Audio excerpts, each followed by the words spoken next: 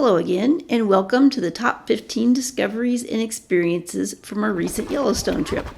While Yellowstone was the target destination, our discoveries from the trip cover a larger area from southeast Idaho to southern Montana.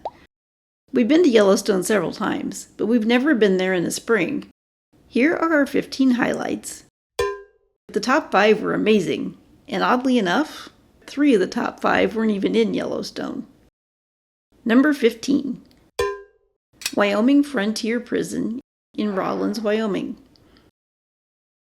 The prison was opened in 1901 with 104 cells with no electricity, running water, or heat.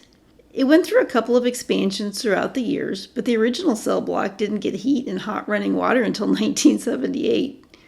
When they expanded the prison and added a new cell block with solitary confinement cells, prisoners started trying their best to get punished with solitary confinement. And why would they do that, you might ask? The new cell block with the solitary confinement cells had heat. Number 14. Seminoe State Park and Seminoe Dam, near Rawlins, Wyoming. We checked out the state park and the dam because we'd never been in that area before. The state park was beautiful. Even if the water level in the reservoir was very low, it featured teal water surrounded by mountains with faces of red and yellow rock. The area by the dam was also very picturesque. If you want to take advantage of one of those campsites, you better pack everything you need. The closest town with services is about 40 miles away. Number 13. Camping in Yellowstone and Grand Teton National Parks. We've never camped in either of the national parks before, always opting for cheaper alternatives outside of the park. This time we splurged and spent a couple of nights in the campgrounds located inside of the parks. It was amazing to have such short drives to our home at the end of the day. Typically we might have a 2-hour drive from the Yellowstone areas we visit to the places we stay, and that makes for a long drive home at night. In the Grand Teton campground, it was just a few yards from the camper to this spectacular view. Number 12. Wildflowers. Experiencing Yellowstone in May meant that there weren't many wildflowers yet, but every once in a while we saw one or two. At Craters of the Moon National Monument, there were tiny little flowers managing to exist within the rocks in many areas. These bright pink flowers are called dwarf purple monkey flowers, and they were tiny. On our last night of the trip at the Tri-City Campground in Wyoming, we were rewarded with an abundant display of wildflowers along a trail right behind our camper. This patch with a variety of flowers looked like something a florist might arrange. Number 11. Norris Geyser Basin with an approaching storm. This isn't the first time we've been lucky enough to happen across Norris with a storm approaching. The grayish-white rock of the Porcelain Basin section, juxtaposed with dark gray-blue storm clouds and white steam from the thermal features, is nothing short of spectacular. In May, there's something extra special, snow-capped mountain peaks in the distance. I'll make a separate video with some of our tips for an enjoyable Yellowstone visit, but I'll sneak one in here. Norris is an area of the park that takes a while to reach if you're staying in one of the gateway towns. So people cram into this section of the park midday. The parking lots are full and the cars line the highways in all 3 directions on both sides of the road. However, in July, the sun doesn't set until around 9 p.m. If you wait until at least 5 to 7 p.m. to arrive in the Norris area, you'll be greeted by your choice of parking spaces near the thermal features, and in many cases, a chance to observe a feature all by yourself. You'll get back to your home base a little late, but trust me, it's well worth it. Number 10. Birds. We saw a lot of interesting birds on our trip. There was a sandhill crane family and an osprey pair in Yellowstone. Henry's Lake State Park, just west of Yellowstone in Idaho, was filled with all sorts of birds. There was a killdeer family nesting near our campsite, and the chicks looked like little fluff balls on stilts. We couldn't get the bald eagle to cooperate with us, but the pelicans are willing to put on a show.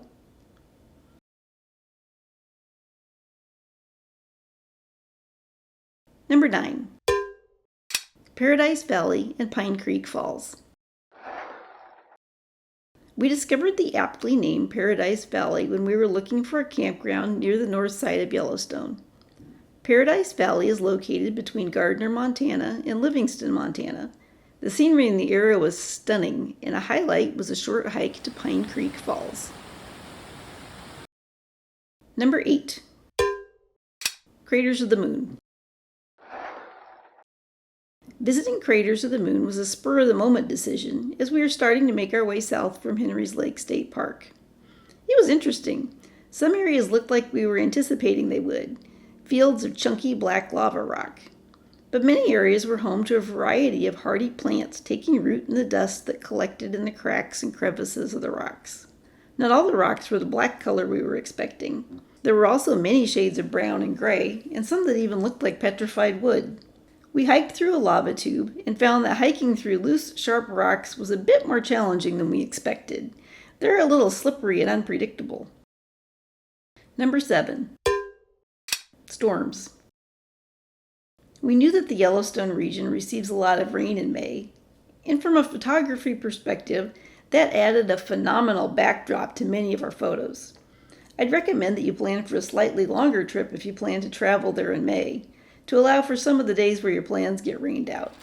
The stunning skies make dealing with the wet weather worth it, though. Number 6. Animals. We saw a lot of wildlife. We saw enough bison to get tired of seeing them, a beautiful coyote, a fox carrying dinner home, an antelope and elk that seemed to keep edging closer to us, as if they were more interested in us than we were in them. A couple of moose were enjoying some tree leaves for dinner along the lake shore, and the dinner lasted long enough for us to take hundreds of photos. Now we've reached the top 5 most incredible parts of our trip. Number 5. EBR-I, also known as the birthplace of nuclear power. We stayed in Arco, Idaho, to visit Craters of the Moon, and there were signs all over Arco referring to it being the first city to have nuclear power. We were intrigued, so we did a little research and discovered that EBR-I was a short distance out of town.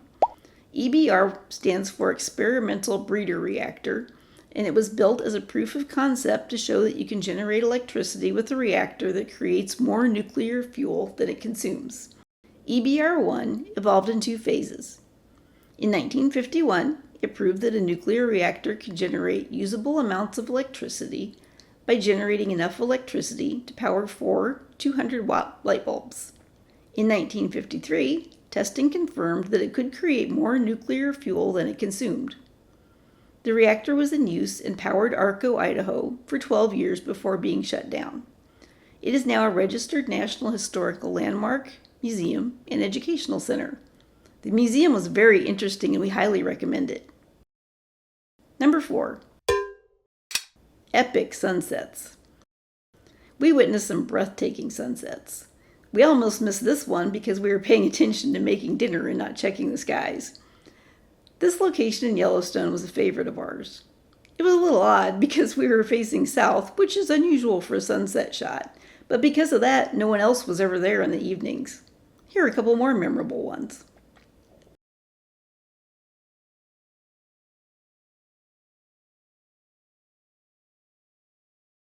Number 3. Beartooth Pass. Beartooth Pass is located just outside of Yellowstone between Cook City, Montana and Red Lodge, Montana. Toward the beginning of our journey, we saw one of the most powerful waterfalls I think I've ever been that close to.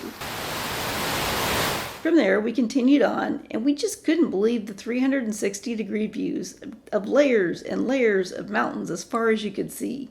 I can't adequately describe the overwhelming scale. It made Trail Ridge Road in Rocky Mountain National Park seem almost pathetic in comparison. Number 2. Beartopia. One of our primary reasons for going to Yellowstone in May was that we had heard our chances of seeing bears would be better than it is later in the season. For the first few days, we had almost no bear sightings, other than a couple of faint glimpses of a bear behind trees. And then we suddenly hit the bear jackpot. Grizzly bears, black bears, sleeping bears, eating bears, bears with cubs, bears in different colors. They were everywhere. This continued for a few days, and we were wildly successful and ended up with hundreds of bear photos.